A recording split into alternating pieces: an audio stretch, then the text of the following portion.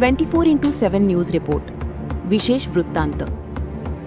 भावली dam परिसरातील पर्यटक कुटुंबावर हल्ला प्रकरणी नाशिक ग्रामीण पोलिसांची मोठी कारवाई. नमस्कार, आपण पाहत आहात 24x7 न्यूज रिपोर्ट. आजची सर्वात मोठी बातमी.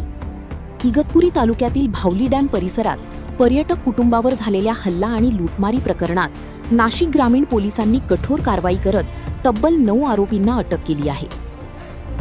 12 जुलै 2026 रोजी सायंकाळी सुमारे 6 वाजण्याच्या सुमारास नाशिक शहरातील एक पर्यटक कुटुंब भावली डॅम परिसरात फिरण्यासाठी गेले होते. यावेळी काही तरुणांनी कुटुंबातील महिलेकडे पाहून अश्लील हावभाव आणि शिट्ट्या मारण्यास सुरुवात केली. याला विरोध केल्यानंतर पर्यटक कुटुंबावर हल्ला करण्यात आला. त्यानंतर त्यांच्या वाहनाचा पाठलाग करून वाहनाची तोडफोड करण्यात आली. याचवेळी पीडित व्यक्तीच्या गळ्यातील सोन्याची साखळी आणि मोबाईल फोन हिसकावून घेतल्याचा आरोप आहे. या घटनेनंतर इगतपुरी पोलीस ठाण्यात गंभीर गुन्हा दाखल करण्यात आला. पोलिसांची मोठी कारवाई.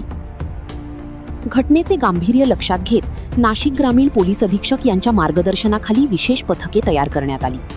स्थानिक गुन्हे शाखा आणि इगतपुरी पोलिसांनी संयुक्त कारवाई करत 9 संशयित आरोपींना अटक केली आहे.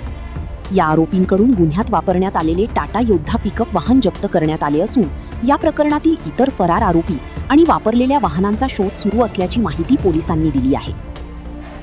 पर्यटन स्थळी कायदा आणि सुव्यवस्था अबाधित ठेवण्यासाठी नाशिक ग्रामीण पोलीस कठोर पावले उचलत असून अशा प्रकारच्या गुन्ह्यांवर कोणतीही तडजोड केली जाणार नाही असा स्पष्ट संदेश या कारवाईतून देण्यात आला आहे. या प्रकरणातील पुढील प्रत्येक अधिकृत अपडेट सर्वप्रथम पाहण्यासाठी 24x7 न्यूज रिपोर्टला सबस्क्राईब करा, व्हिडिओला लाईक करा आणि शेअर करायला विसरू नका.